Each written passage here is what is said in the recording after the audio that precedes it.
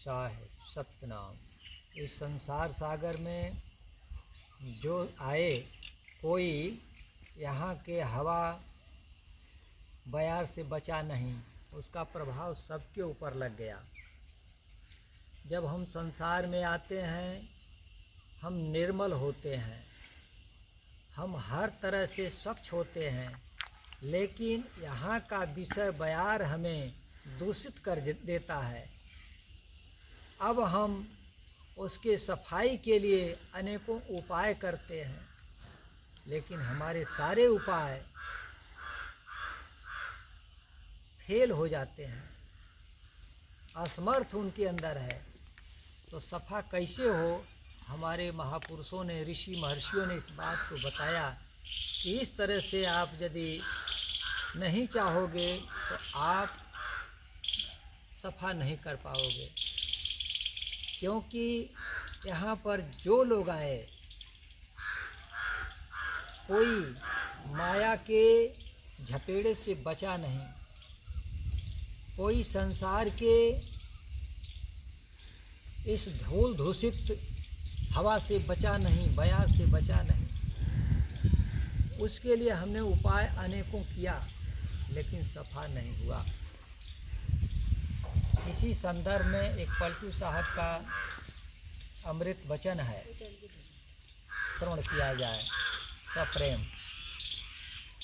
लहंगा परी गोदाग फुहरी साबुन से धोवे, लहंगा परी गोदाग फुहरी साबुन से धोवे, ज्यों ज्यों मलय बनाए पूरे लहंगा फैलावे, ज्यों ज्यों मलय बनाए पूरे लहंगा फैलावे। गाफिल में गई सोए खसम के दोष लगावे, गाफिल में गई सोए खसम के दोष लगावे। ऐसी फूहरी नारी आप से नाही बचावे, धोबी के ना दे घर ही में आप छुड़ावे, धोबी के ना दे घर ही में आप छोड़ावे। लहंगा परी गोदाग फुहरी साबुन से धोवे, लहंगा परी गोदाग फुहरी साबुन से धोवे। एक दिन दिस निखारी लाज से नाही देखावे, तो पलटू लहंगा खोले आपनो घर घर रोवे, पलटू लहंगा खोली आपनो घर घर रोवे।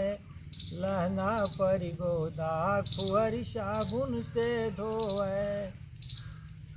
देखिए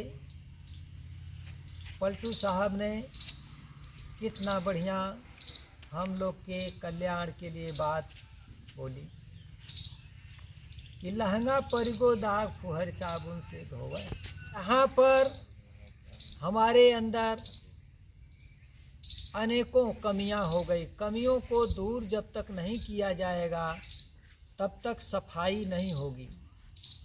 हम यहीं पर काम, क्रोध, लोभ, मोह, ईर्ष्या, डाह सब कुछ सीखे, और यह सब क्या है? कालिक है। इसी कालिक के इर्द गिर्द हम हमेशा रहते हैं। इसके सफाई के लिए उन्होंने एक लहंगा का प्रयोग किया। लहंगा माने वस्त्र। उसी तरह आत्मा के ऊपर, आत्मा का वस्त्र क्या है? यह पंच भौतिक शरीर। आत्मा का वस्त्र क्या है? पंच भौतिक शरीर। इस पंच भौतिक शरीर रूपी लहंगा को यह आत्मा, यह सुंदरी धारण की है, और इसमें अनेकों प्रकार से दाग लगी हुई है। इस दाग को छुड़ाने की कोशिश में हम स्वयं लगे हुए हैं। कैसे छुड़ाते हैं? हम तीर्थ से, व्रत से, पूजा पाठ से, दर्शन पर्शन से, अनेकों त्यौहार तप से, मनमानी करके। कि ज्यों ज्यों मलय बनाए पूरे लहंगा फैलावे, ज्यों ज्यों हम अपने से देखी देखा लोगों का यह कार्य करते हैं, कहीं तीर्थ में जाना, कहीं पूजा पाठ करना, कहीं मंदिर में जाना, कहीं दान आदि करना, ये सारी प्रक्रियाएं हम मनमानी करते हैं, किसी के संरक्षण में नहीं करते। इसी संरक्षक को धोबी का यहाँ उपमा दिया गया कि धोबी के ना दे घर ही में आप छुड़ावे, माने मनमाने वो करता है। धोबी जो उसका मर्मज्ञ है उसके पास नहीं भेजता, अर्थात जो तत्वदर्शी पुरुष हैं जो कि हमारे सारे मैल को सफा कर दें, उनके पास न जाकर के हम स्वयं चाहते हैं अपने आप सफा कर लें, ये संभव नहीं है। तो धोबी के ना दे, इस तरह से लोग कोई दान करता है, कोई व्रत करता है, कोई पूजा पाठ करता है। तो एक ये दान की जो प्रणाली हुई है देश में बहुत तेजी से फैल रही है, व्रत की प्रणाली, पूजा पाठ की प्रणाली, ये जो है शुभ कर्म है, ये करना चाहिए, लेकिन इसी में अपना पूरा जीवन नहीं बिता देना चाहिए। जैसे हम कपड़ा सफा कर लेते हैं तो उसको फिर सफा नहीं करते, उसके लिए फिर कोई उपाय नहीं करते, लेकिन सफा करने के बाद भी रोज रोज डेली उसको हम साबुन लगावें, उसको हमेशा प्रेस करें, तो क्या मतलब है। अब तो उसका उपयोग करना है। तो पुण्य पुंज बिन मिलहि न संता, सतसंगत संसृत कर अंता। जब हमारे अच्छे कर्म होने लगते हैं तो उससे पुण्य मिलता है, जब पुण्य मिलता है बनता है तो संत महात्मा मिलते हैं। तो संत महात्मा जब मिलते हैं तो कुछ अच्छी राह दिखाते हैं, लेकिन हम संत महात्माओं के शरण में न जा कर के उसको उसी तरह से रख लेते हैं। तो उस पुण्य का फल यदि हमें मिल रहा है उसको प्राप्त करना चाहिए, लेकिन पूरा जीवन हम उसको सजाने में ही लगा देते हैं और उसका जो परिणाम मिलना है उसका कोई लाभ नहीं उठा पाते।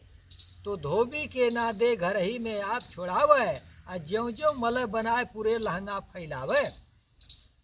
अब लहंगा को तो हम साफ किए इसका उपयोग करने के लिए, लेकिन वो साफ नहीं हुआ और दाग पर दाग लगती गई, कर्म का उस पर दाग लगता गया।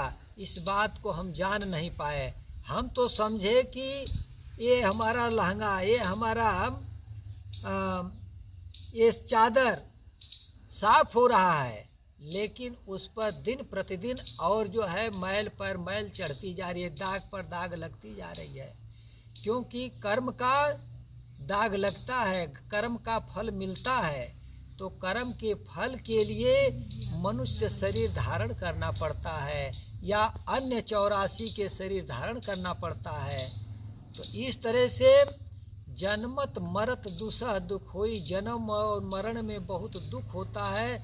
हम चाहते हैं कि हमारा उद्धार हो जाए, हमें मुक्ति हो जाए, लेकिन मुक्ति का काम हम नहीं करते। हमारे समझ में आता है, यही समाज के दिल दिमाग में बैठ गया है कि पूजा पाठ करने से, तीर्थ व्रत करने से, दान याद करने से ही मुक्ति हो जाएगी, हमारा कल्याण हो जाएगा। नहीं, इससे फल मिलता है, ये फलदायी है।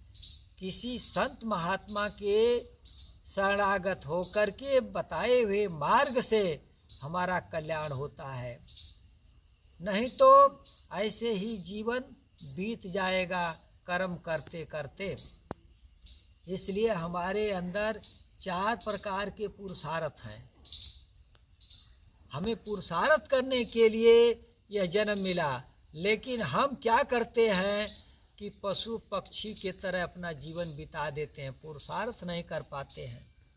पुरुषार्थ करना है यही कि इन सब से अलग होना, पुरुषार्थ यही है इन सब से अलग होना, लेकिन हम अपना जीवन इसी में लगा देते हैं, पूरी शक्ति इसी में झोंक देते हैं। किसमें? पुरुषार्थ के लिए 4 प्रणालियां बताई गई हैं, इन पर पुरुषार्थ करना है। धर्म है, अर्थ है, काम है, मोक्ष है। तो हम धर्म पर भी पुरुषार्थ नहीं करते, हम अर्थ और काम पर हमारा सारा ऊर्जा व्यय हो जाती है। अर्थ और काम में हमारी पूरी ऊर्जा व्यय हो जाती है, हम धर्म को भी नहीं धारण कर पाते और उधर मोक्ष की बात तो दूर रह गई। ये 2 में ही अपनी सारी ऊर्जा झोंक देते हैं। इसलिए इस पर विचार करना चाहिए। बिना विचारे जो करे फिर पाछे पछताए, बिगड़े पर गदहा बने लाद लाद मर जाए। तो हम चाहेंगे कि इस चुनरी को, इस लहंगा को धोने के लिए महापुरुष रूपी उस धोबी के शरण में जाओ और अपना कल्याण करो और अपने इस 2 पुरुषार्थ को भी प्राप्त करो, जो कि धर्म और मोक्ष है, जो हमारे अगले वीडियो में होगा।